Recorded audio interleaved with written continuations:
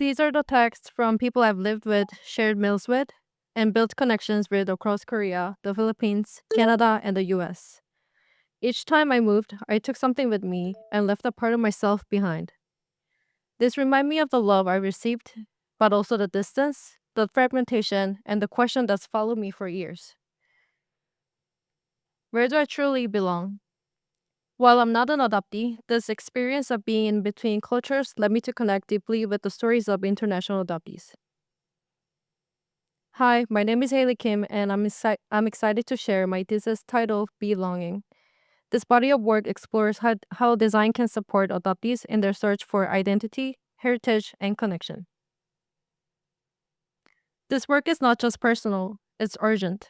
In March, South Korea formally launched an investigation into decades of adoption fraud. Thousands of international adoptees are discovering their records were falsified or erased. These stories reveal a deeper truth. For many, the search for identity isn't a straightforward path. It's filled with loss, silence, and uncertainty. In response, I designed a system of four projects, each aligned to a key stage in an adoptee's identity journey: discovery, belonging, reflection, and reconnection. Each project addresses a specific emotional need and builds on the one before it. This system aims to meet adoptees where they are with tools that are empathetic, culturally grounded, and human centered.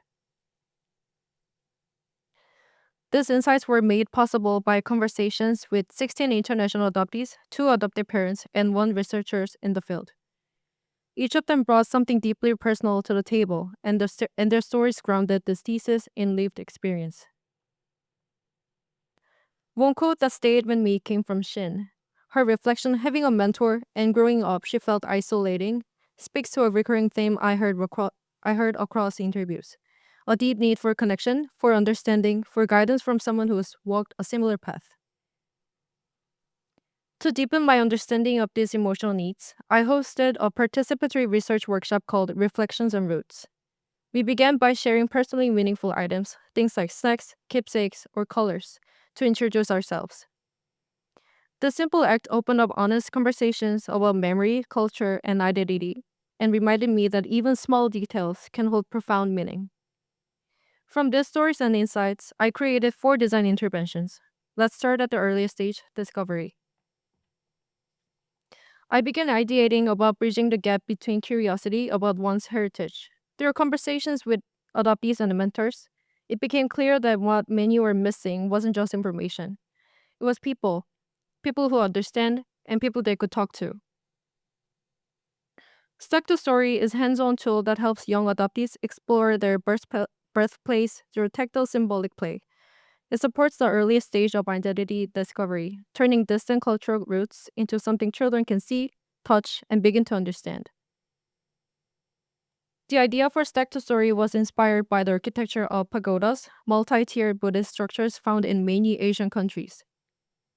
Each layer of the pagoda holds symbolic meaning such as earth, water, fire, wind, and void, differentiated by form. I wanted to translate these forms into cultural food, people, place, and holidays. Users start by flipping through a binded book to learn about each color-coded theme and form sentences. They then stack the wooden blocks in relation to the colors of their sentence and try to recall the meaning of each constructing a story or scenario, like who they're with, where they are, and what's happening. This allows the child to visualize and explore their birthplaces through symbolic play.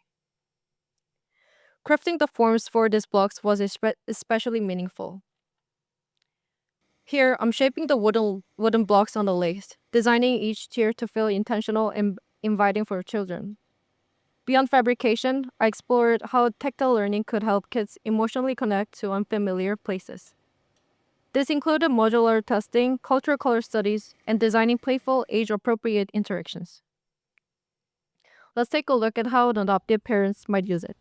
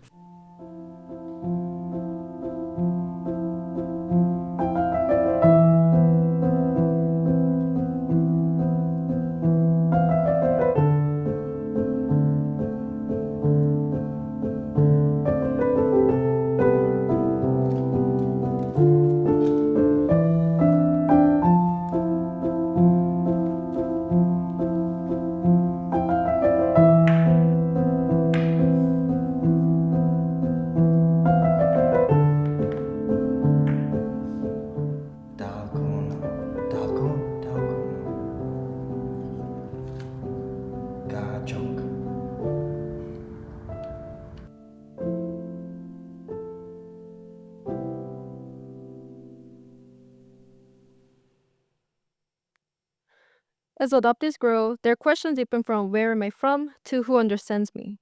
This brings us to the core design question behind Anchor. How might we support young adoptees in who they are and where they come from? As one of my interviewees mentioned, if I had someone to look up to, another adoptee who would walk this path, maybe I wouldn't have felt so alone. That's the core of Anchor. It's not about fixing identity, it's about walking with someone while they figure it out. Anchor answers the need. Anchor is a digital platform designed to meet adoptees in that exact space. It offers three key features to support identity exploration. With mentorship, community discussions, and personalized resources, Anchor creates a safe adoptee-centered environment for reflection, connection, and growth. Here's Mel, a Korean adoptee exploring Anchor for the first time. She begins by selecting adoptee under 18 and moves through a thoughtful four-step verification process, ensuring a safe and intentional space. Once inside, Mel lands on the homepage where she sees today's mentors, heritage matches, and categories like food, history, and books. She taps on heritage matches and learns how many Korean adoptees live in the United States. A reminder she's part of something larger. She clicks on Zake's profile, reads his story, and chooses to start a conversation. Zake has left three prompts to make it easier for others to connect. So Mel picks one and reaches out. Later, she scrolls through the community page and responds to her prompts. What colors feel like you? She uploads a photo of her painting and shares a short story about how the colors reflect her identity. As she views artwork and comments, Mel feels seen, not just for her questions, but for who she is. Through prompts, mentorship, and shared experiences, Anchor becomes more than an app. It becomes a space for real lasting connection. While Anchor creates connection through conversation and mentorship, some questions go deeper, beyond words or profiles. Questions that are quieter, more emotional, and often harder to share out loud. As we grow older, all of us, including adoptees, are faced with the emotional complexity of uncertainty, not truly knowing who you are or who you want to become. So, how might we create safe spaces for people to process their emotions without needing all the answers? To explore that, I created the Blooming Path, a public activation inviting people to reflect, share, and choose a flower tied to what they needed that day. It became a gentle space for vulnerability, comfort, and self compassion. Let's watch how people engage with the Blooming Path.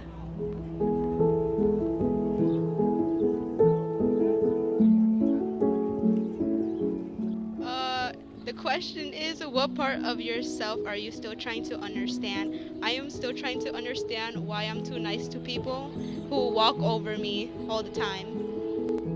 So, the question is, what do you do when you feel disconnected from yourself? What I do, personally, me, is that I go to the bathroom, I lock myself in there, and I listen to music because I have family issues a lot, and that's someone the only place I feel comfort in. And I just, listen to my, like I said, my music, and that's really it. Thank you. Have a good day. While the Blooming Path invites internal reflection, some adoptees are ready to look outward, to search for their origins. How might we design community based programs that encourage adoptees to build supportive relationships? That's where Root comes in. It's a platform designed to support the most difficult and often emotional part of the journey, reconnection. For many adoptees, the search for a family is about more than data. It's about answers, healing, and identity. Root uses AI driven tools to trace connection through voice, face, and history, restoring what once felt out of reach. The current systems aren't working for adoptees. Platforms today focus narrowly on DNA, but what if a birth family never submitted their DNA? The search becomes frustrating, unpredictable, and often leads nowhere. There's little emotional support and no tailored tools that understand adoptee specific needs. Kim, an adoptee from Korea, says, sometimes it feels like I'm looking for a ghost when I search for my birth family. In fact, one third of my interviewees said they want to search for their birth families, but feel unequipped to begin. This is the gap we're here to bridge.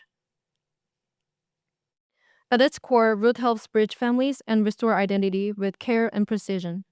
Root works in 5 layer stages.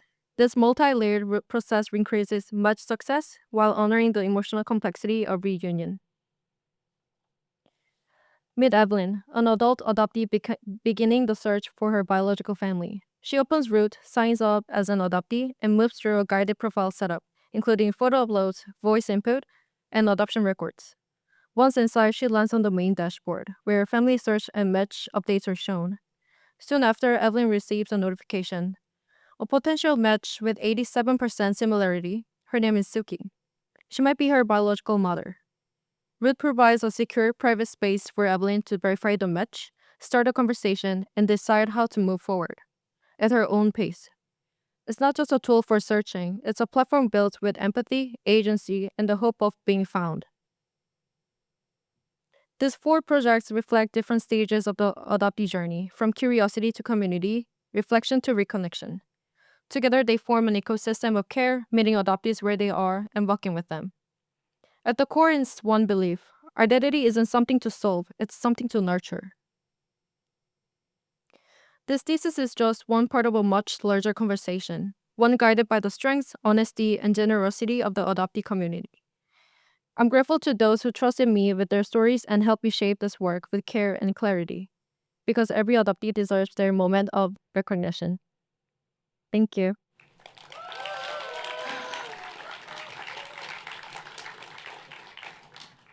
Yeah, really, really, really thoughtful. I know that a lot of our students and you wanted to sort of move the work into users' hands. Can you talk a little bit about how this might evolve in the hands of adoptees? I hope this work becomes the foundation for adoptees where they can build on and shaping it in their own way with their lived experience. Um, yeah, I can see this resonating. I also like the fact that you came back to identity isn't something that we solve, it's something that we nurture. Really beautiful. How did you write that? Research. It's a beautiful sentence. Uh, I just I was just inspired by my adoptees while I was having an interviews. So I was very thankful to them about sharing their own private story and trusted me with the process that I was going through with them together. Also interview and including the research workshop. So yeah, Lovely. Thank you. thank you.